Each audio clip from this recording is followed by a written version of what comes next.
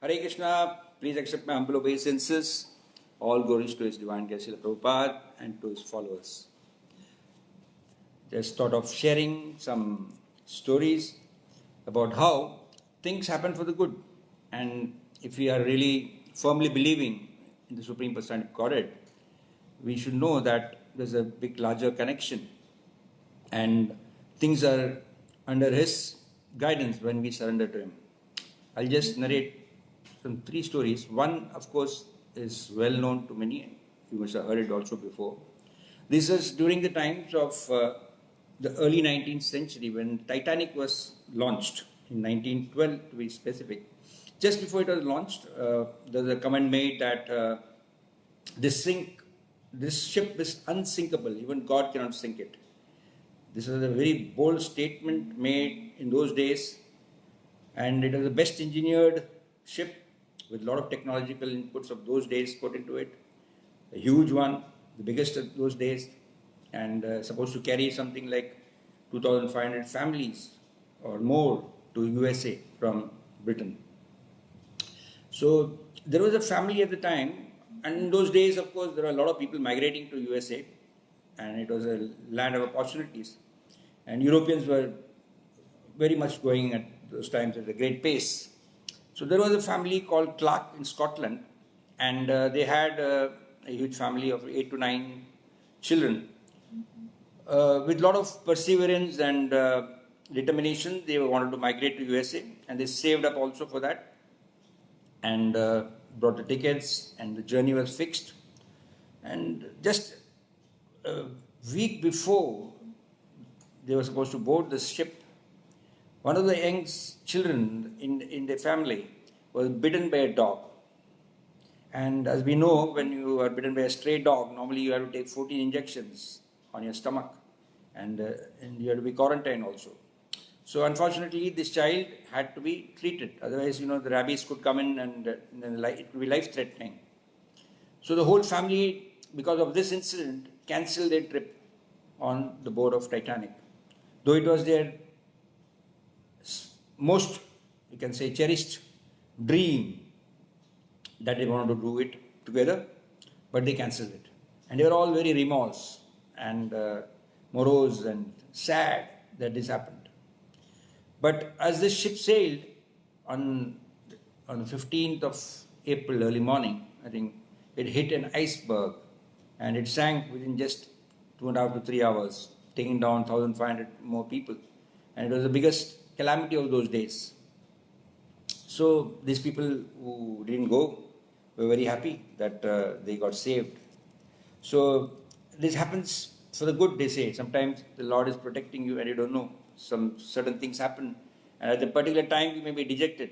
But as time passes by, we realize that what has happened actually has saved us from great calamity. There's another story where there's a farmer in USA, and he had a very good horse, a good steed actually, and he was a ranch in charge, having a very good income. One day this horse, the costly horse you can say, it just ran away and disappeared. So all the people around were saying, oh, this has happened, and they're trying to give support to this farmer. But this farmer was quite a convinced personality. He wanted to always believe that what is happening for good. So he told these people who had come to him that what has happened is all God's will and it is His wish. So they just laughed at him. He said, you lost such a good horse and you're saying it is God's wish. How can that be? But in a few days' time, this particular horse came back with 3 more horses. And they were all wild horses. They brought his mares back and everybody was surprised. And this man said, see, what has happened was good for good and now I have got 3 more. A few days passed by. The eldest son of this particular farmer, who was around 18-year-old and plus, he tried riding this wild horse. He was thrown off the horse and he broke his leg very badly. And he was bedridden, and everybody came and they were told this farmer, hey, what happened? You said it happened for good, but now you see your son has got into so much trouble. He could have got killed. So how do you say it is good for him and that everything is happening for good? But still this farmer was very firm. He believed in God, and he said, no, whatever happened has happened for good. It so happened that just a week or two later, a huge posse of soldiers came from the government, and there was a war. The civil war had broken away in USA. And they are collecting all the youngsters, 18-year-old plus. They were compulsory supposed to join the army. And they came and took most of the people who were in the village and the town, except for this boy who was in the bed because of his broken leg.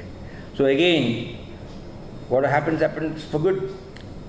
And you are saved from a calamity. The war could have been more fatal for him. A third story I remember, which was narrated by some of our sannyasis in our movement. It is a wonderful one. There was a king who had a prime minister who was very intelligent, but every time whatever happened, he would always tell the king, whatever happens for good. This is God's wish. This king would get irritated, but still, because he was prime minister, he would always just ignore it. One day his son was badly injured while he was doing some expedition and training, and he was bleeding, etc. And still this prime minister told the king, whatever happened is happened for good. This king was extremely angry. He said that next time this guy opens his mouth and he mentions anything, I am going to put him into prison. And it so happened just a week later or 10 days later, when the king was training himself for some warfare, he cut his small finger very badly. It was nearly cut off. And the prime minister at that time also told the king, hey, my dear lord, what has happened is God's mercy and his wish. You should take it in that stride. But the king was extremely unhappy, and he was really fuming, and he told the soldiers, hold this guy immediately and put him in the prison. So they put the prime minister in the prison. When this king got okay, his finger was still cut off, he had lost a bit of it. He went on an expedition for hunting. All the kings go for hunting, and they try to get trained so that when the war is there, they are ready for any attacks, etc. So he had taken his immediate bodyguards only. So as the king was proceeding deep into the jungle, he went very fast and fast and fast, and he lost his way. The soldiers were with him, the posse, the guards, the bodyguards, they were left behind. They could not catch up with the king. It so happened the king got totally lost, and he got lost in such a place where there were very ferocious hunters and people who were worshipping Mahakali. And these people, they caught the king. The king said, I am the king of this place, but they didn't even bother about asking him the second time. They slapped him, beat him up, tied him, and they took him, pulled him like an animal, and they brought him in front of the priest. And the priest said, okay, get him ready for sacrifice, because they were doing human sacrifice. They were going to kill him in front of Mahakali. So as they were getting ready, and they were about to kill him, suddenly the priest noticed something. He noticed the hand, the finger was cut. It was missing. So he stopped it. He said, hey, stop, this is an incomplete sacrifice. We cannot sacrifice and offer this to Mahakali. This guy is useless. Send him away. So they sent this king back.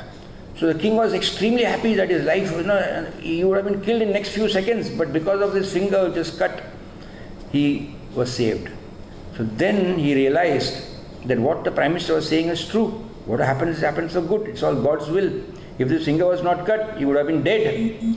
So he goes back immediately to the prime minister's place and tells him, I'm very sorry that I had put you into the prison, and my apologies. So he left him out and told him that please, I'm very sorry, and he made up with him and said, what you said is true. What has happened because of Lord's wish, and this is a true thing that has happened to me myself, and I appreciate what you have been telling. But he said, how is that? What I did to you is good for you. You were in the prison suffering with no food, you were treated like a miserable animal, and what happened? How could you say that is also good for you and it's God's wish? So the Prime Minister laughed and chuckled and told him, my dear Lord, just imagine when you are going out for the jungle trip, normally you always take me with you, and that day also you would have taken me. So when you had gone very fast, I would also followed up, and the soldiers would have surely missed us. and I would have been the person who got sacrificed instead of you, because you surely would have been left, but I am fully okay, they would have cut my head. So for me also what has happened is exactly as per the Lord's wish. So many times as devotees we come across situations where we are in a situation where we immediately get upset, we get angry, we want to curse some people who have brought this into us. But when we see logically and we have full faith in the Lord and we wait for things to clear up, we get a full understanding that those things that has happened actually is good for us. Though at a particular time it may have given us a lot of pain and strain and made us discolored in our mind and defocused, but in the end it always comes to a point where you have faith in the Lord and it always remains a good part of your life. Thank you very much. Hare Krishna. Dandavat Pranam to you and wishing all of you all a very happy Sri Balram Jayanti. Dandavat Pranam.